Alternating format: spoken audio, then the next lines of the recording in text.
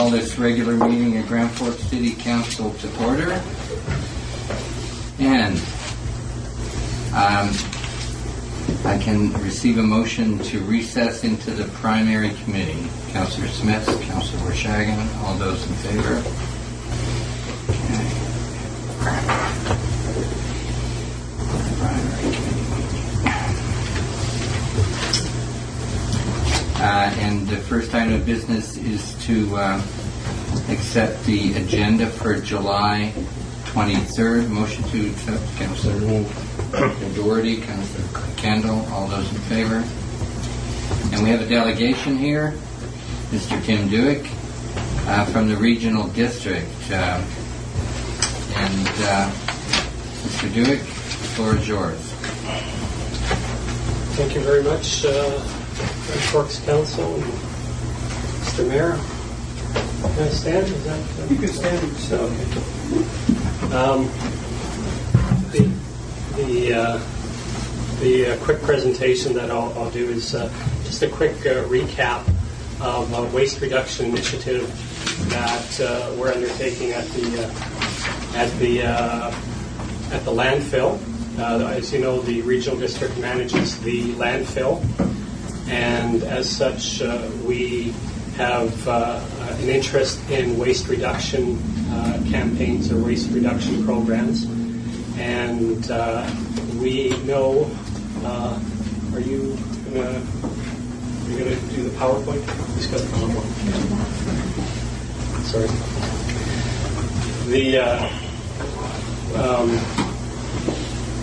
We have, of course, run recycling programs for years and years in both the rural areas and in the city of Grand Forks.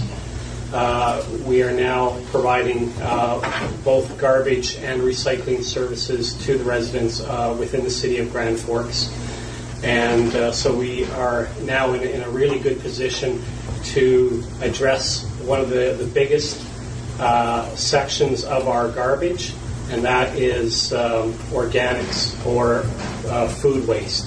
We know from our waste audits, where we've gone to our landfill and ripped open garbage bags, we know that 40% of the garbage that is buried in our landfill, 40% by weight, is organic material. And when I say organic material, it's stuff that was either plant or animal. So anything from leftover pizza to wilted lettuce to bones, chicken bones, anything. In fact, we've got a whole list here. I've given you a bit of a handout that we've provided to residents.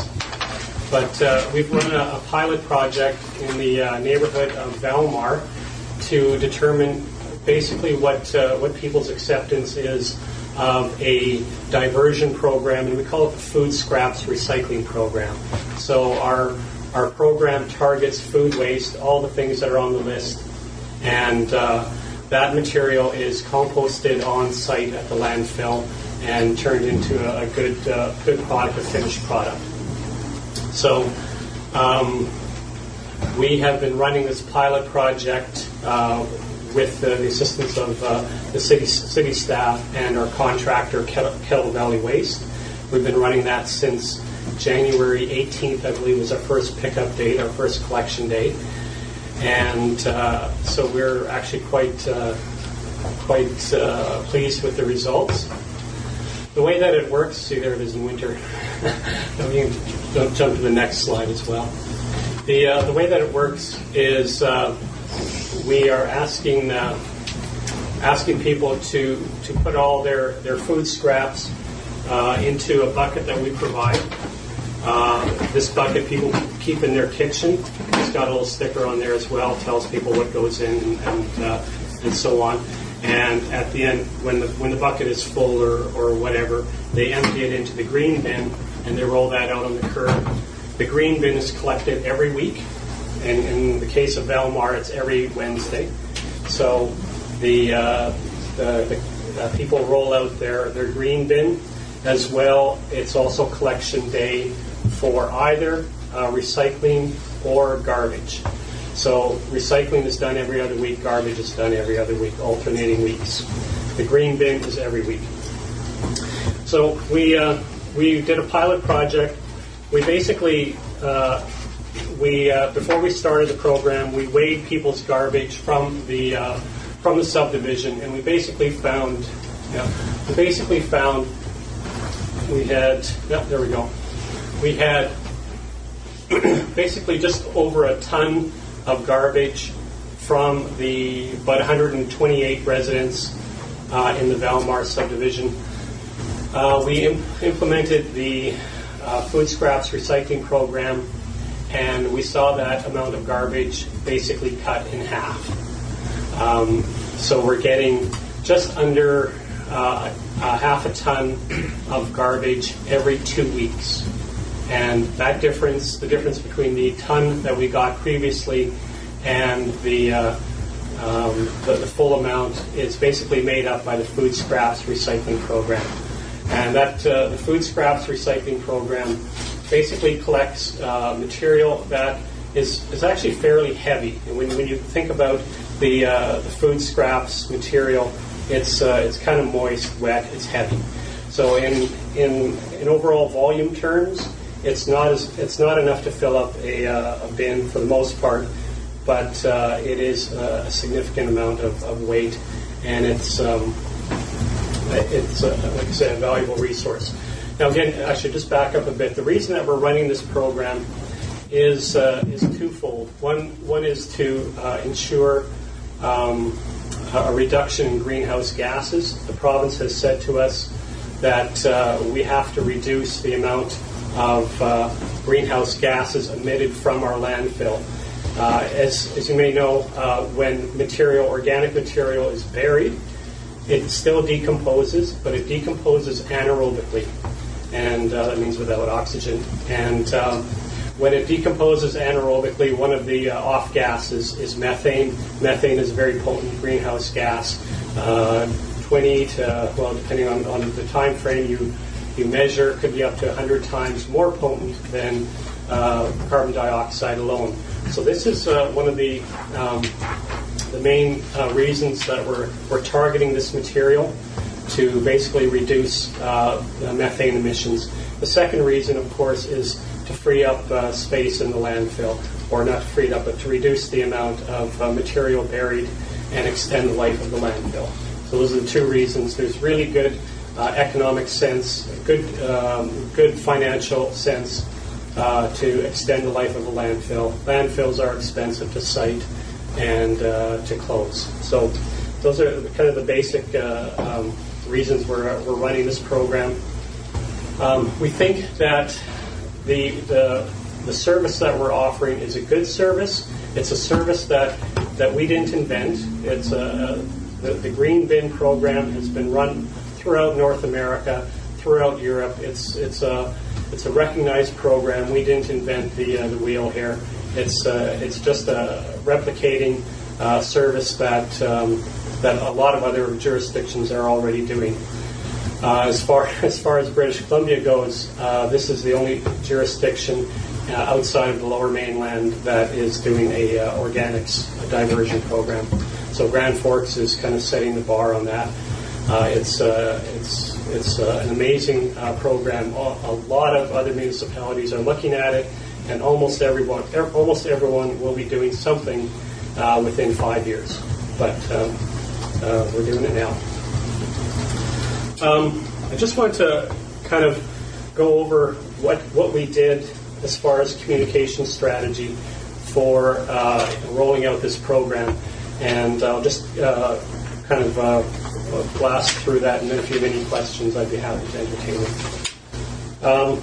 When we started out the program, we had a bit of a focus group. We invited about 10 families in the Valmar area. We brought them together and said basically, hey, what do you think? Here's our plan, what do you think? And they gave us some really good feedback. We then sent out a letter, and you've got a copy of that letter that I handed to you, a letter that we sent to all residents. A couple weeks later, we rolled out the green bins. We We delivered green bins, and we were actually kind of experimenting between two different sizes of green bins, this one and a smaller size. We just wanted to see what people's reaction would be to the different sizes and that. We basically talked to, throughout the course of this pilot project, I've probably talked to 95% of the residents in the Valmar subdivision. You need the next slide there. We also did a survey as we rolled this out, and we asked them again. Greenhouse gas emissions is kind of our target reason for doing this program, and we asked people how important it is. How important is greenhouse gas reduction to you? 94% said it was either very important or somewhat important. There were three choices: very, somewhat, or not. And 94% said, yeah. So that's kind of what we want. So we know right off the bat we're heading in the right direction, or at least facing the right direction.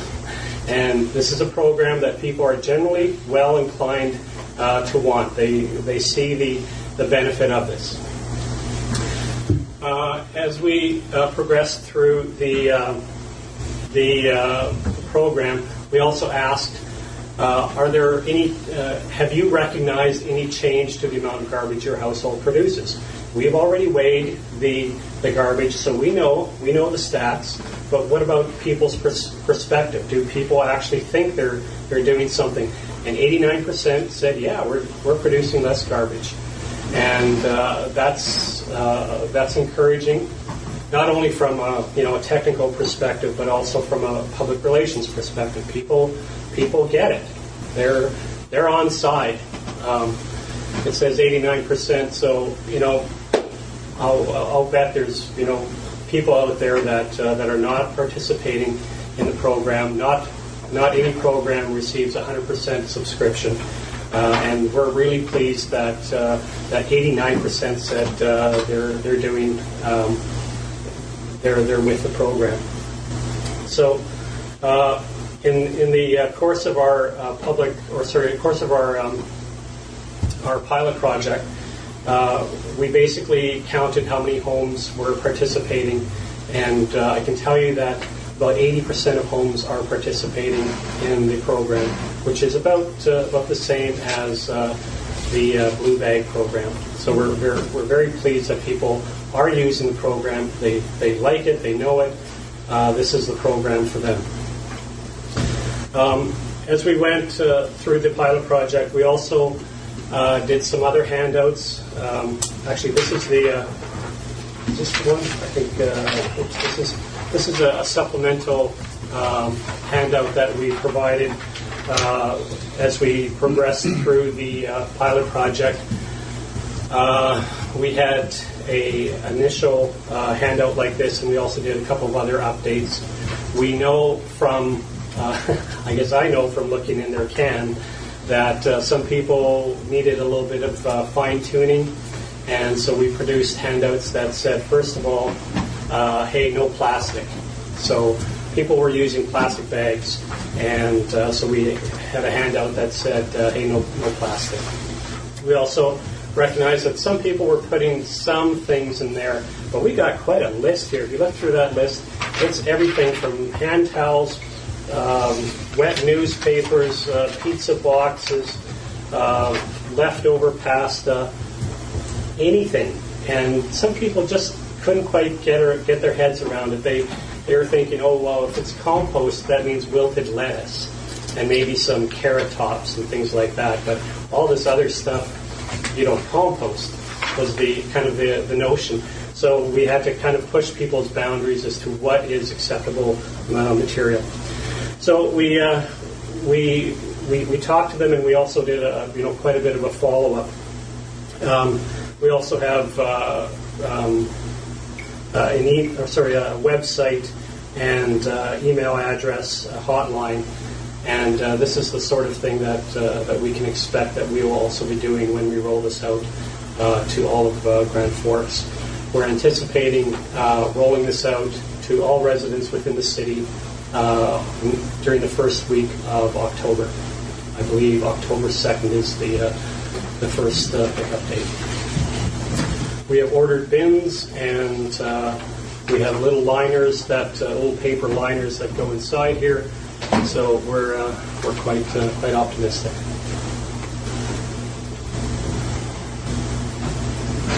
That's it. If you have any questions, please let me know. Are the bins delivered, or do we have to pick them up? So we will be delivering bins with our contractor. We'll be delivering bins to each door, along with a kitchen bucket and a handout that looks a lot like that. Councillor Vershagin. I know I don't. Okay. Councillor Smith. Are you aware of any paper bag manufacturers that sell liners made to fit? Yep. The pilot project received really good support from a bag manufacturer, a Canadian bag manufacturer called Bag to Earth, and they have agreed to sponsor the delivery or an initial distribution of bags to all residents. Bags are nice, but they're not necessary. They're not an integral part of the program. But we know that there are people that they have aversions. There's that yuck factor, and so the bags can certainly contain that. There's two different ways you can use bags. You can use bags just in the kitchen catcher and then throw them in the green bin, or you can use a bigger bag in the green bin. Councillor Wires. Thank you, Your Worship. Thank you, Tim. I'm really looking forward to the program starting up in October here in our community, and I'm really impressed with the response from Valmore and the work that the regional district did to prepare the residents of Valmore for the pilot project. So, thank you. Councillor Smith. I'm just curious about the end of the line for all this compostable material. Now, I, in the past, noticed that the landfill's compost program is not very well managed in terms of creating good compost. What does the regional district have in mind in terms of actually managing compost so you get that anaerobic and aerobic breakdown, deterring it at the watering, monitoring, all that kind of stuff? Mm-hmm. Yeah. So what we've been doing with our compost over the last, I think it's probably been going on for 15 years, is we have been using it as a final cover in our landfill operations from Beaverdale to Christina Lake. So when you close a landfill, you have to put a final cap on top. Compost is an ideal final cap. Not only is it a good growing mechanism for vegetation, it also eats some escaping methane. So that the methane, as it seeps through compost, it interacts with the bacteria, and the bacteria absorbs the methane. So it's an integral part of how we manage waste generally. So we anticipate that we will be using compost, or we will need compost to complete our landfill closures for the next 3 years. At that point, we will have some of it for sale. The key to making a really good saleable product is two things. Number one, knowing the inputs, knowing what is coming in, and secondly, water. And we are just about, we're just in the process of installing water sprinkler system at the Grand Forks landfill, and that's how you make a good compost. And we haven't had that till now. Okay. Councillor Smith, on a roll. On a roll. Actually, this is part of kind of what I do, and I attended a conference some years ago by the gurus out of the University of Minnesota, who's the guru of compost. And a lot of things that I learned there, of course, is, but monitoring is one of the important things. Monitoring temperature at different levels and constantly turning that compost. Now, is that Because, again, I was on the fire department, and I remember many times going up there to a pile that was spontaneously combusting. And that's, A, because not being watered, not being monitored. So that's the kind of the question I was trying to ask. So definitely water is an integral part. And we have used basically the windrow system, and we expect to continue with the windrow system. We get, I wish I had the figures in front of me, about 4,000 to 5,000 tons of compost, yard and garden waste at the landfill each year, and we certainly expect that to continue, and this material will be mixed in with that.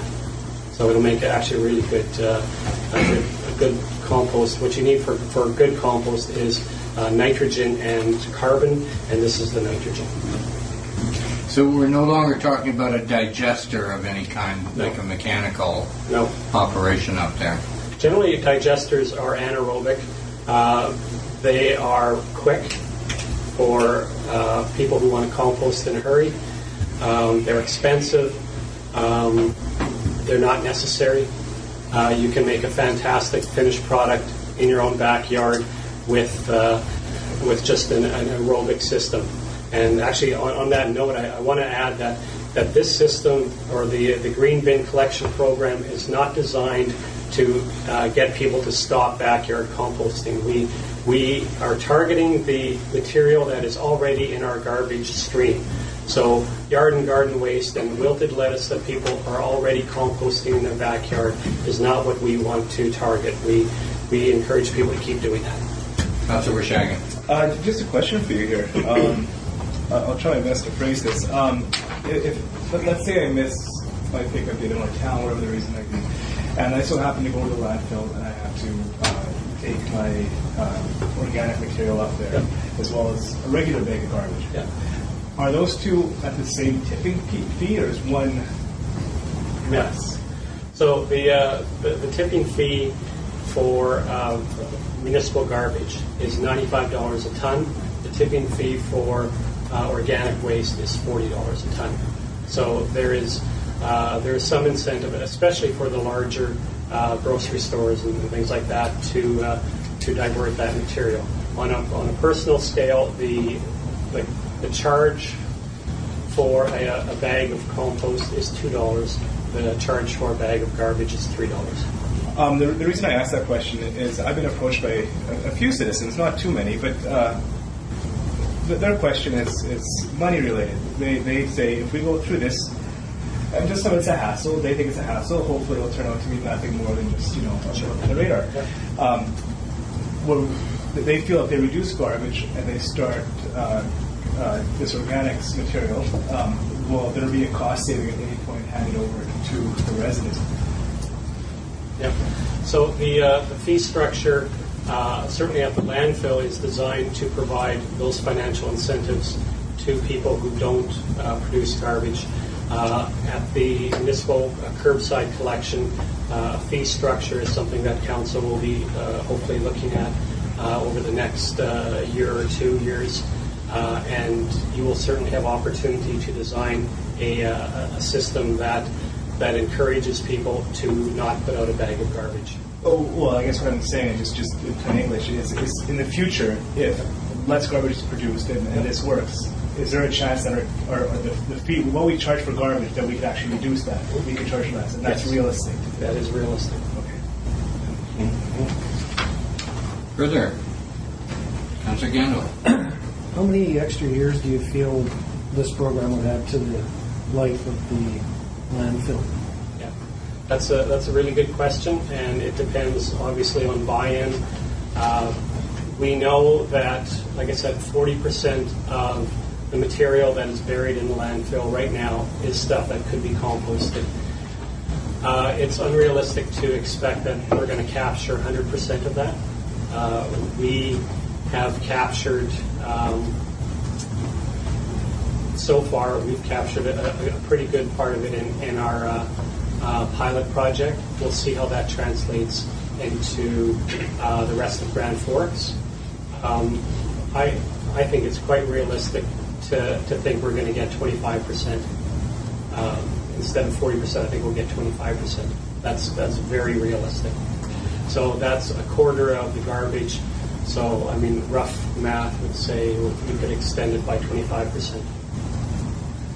Thank you. Further? All right, well, again, my congratulations on Valmar, a very successful project. I know personally you managed it, so Yeah.